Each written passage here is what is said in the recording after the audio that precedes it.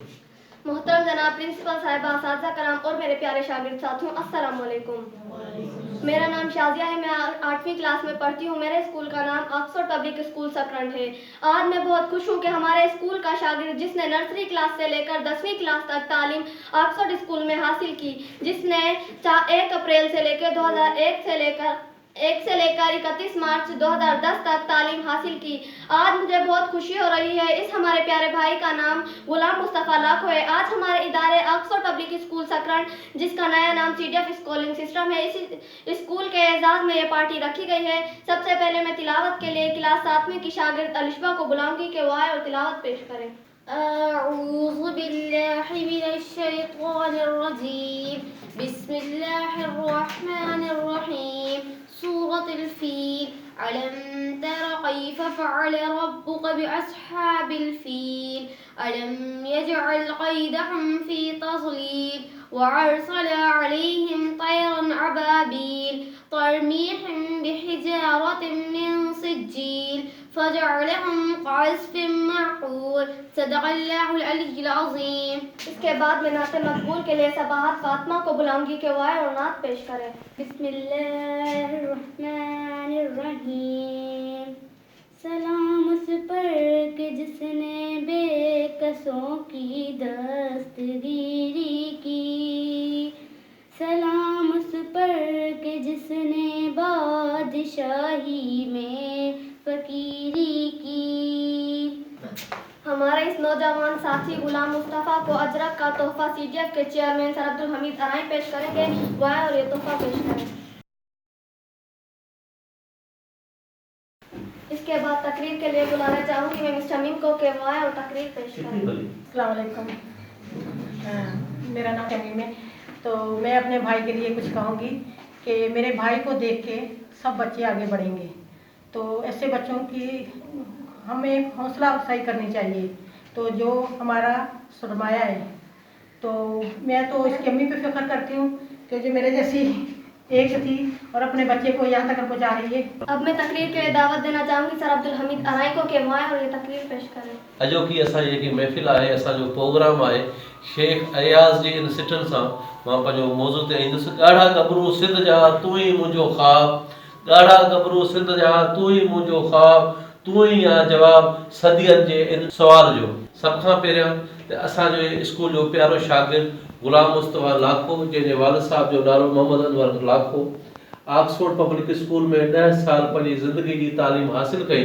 اسا کے جیئں ہی خبر پئی تے اسا ان لو جو ان وقت قائد عام یونیورسٹی نواب شاہ میں پڑھی رہو ہے، انہیں کے ترقی جے لا ایک اسکالرشپ تھی آ جے میں ان قائد عام یونیورسٹی جا 7 ॿार آہن، پر ان اسا جے نندے جو سکرن ایک براڑی جو شہر ہے جن جی والدہ ای والد انتہائی مانے پور فیملی سے بلونگ کن تھا، پر انہوں جی فیملی انہوں جی ماں ای پی کے سب کھا ودیک تے مجھو سلام آ تے پنجے نوجوانن جی پنجے ॿارن جی تربیت اڑی کئی اج اسا کے ایک ایڈو فخر پہ تھے تے جے کرے اج جی غلام مصطفیٰ کی محنت کئی ہے جے کہ مجھا نوجوان اتے شاگرد بیٹھا جے کرے سمجھی وٹھن تے اسی جے کرے ریئل ایجوکیشن حاصل کیوں، کاپی کلچر کا پرے تھی ونجوں ائی جے کو اسا کے جوانی والو ٹائم ہے نرسری کلاس کا وٹھی یونیورسٹی تائیں اسا پنجو مقصد صرف یہ ٹھائے چھڈیوں تے اسا کے صرف پنجی کتابن سے محبت کرنی ہے، کتابن کے سکھنو ہے، استادن جو احترام کیے کرنو ہے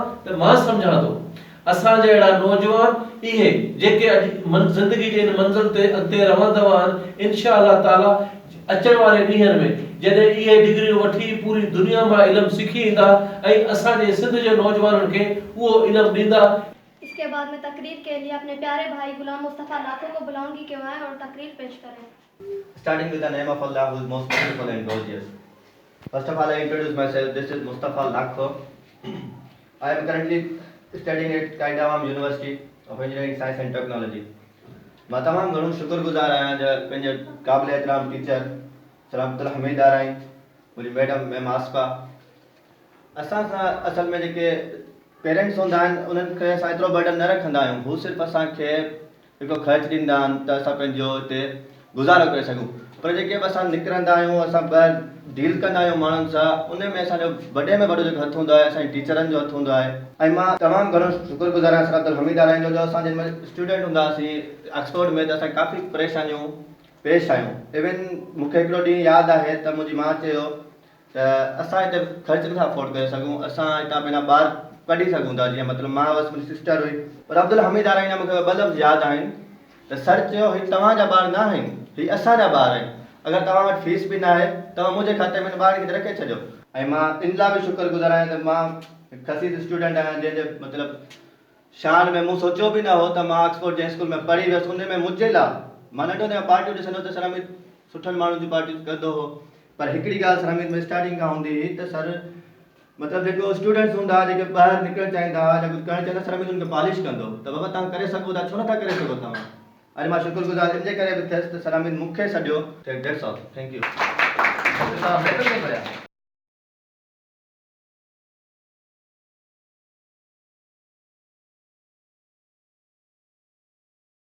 अस्सलाम वालेकुम नाज़रीन, HRJDU न्यूज़ में आया वज़ीर उनड़ असां अॼु मौजूदु आहियूं सकरण में।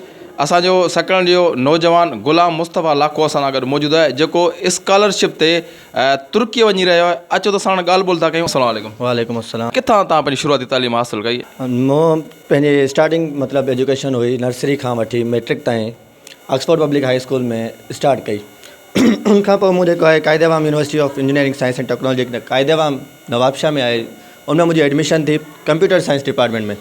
मां हींअर 17 बैच जो आहियां, मतिलबु फाइनल ईयर मुंहिंजो हले पियो। मूं उनमें हिकिड़ी स्कॉलरशिप आई, उनमें अप्लाई कयो। मतिलबु मां हिकिड़ो सेमेस्टर जेको आहे कराबुक यूनिवर्सिटी जेका इस्तंबुल खां तक़रीबन 100 किलोमीटर परते आहे, उन ते मूं अप्लाई कयो। मां हिकिड़ो सेमेस्टर उते वञी पढ़ंदुसि। तव्हांजा जेके वालिदैन आहिनि उहे केतिरा ख़ुशि आहिनि?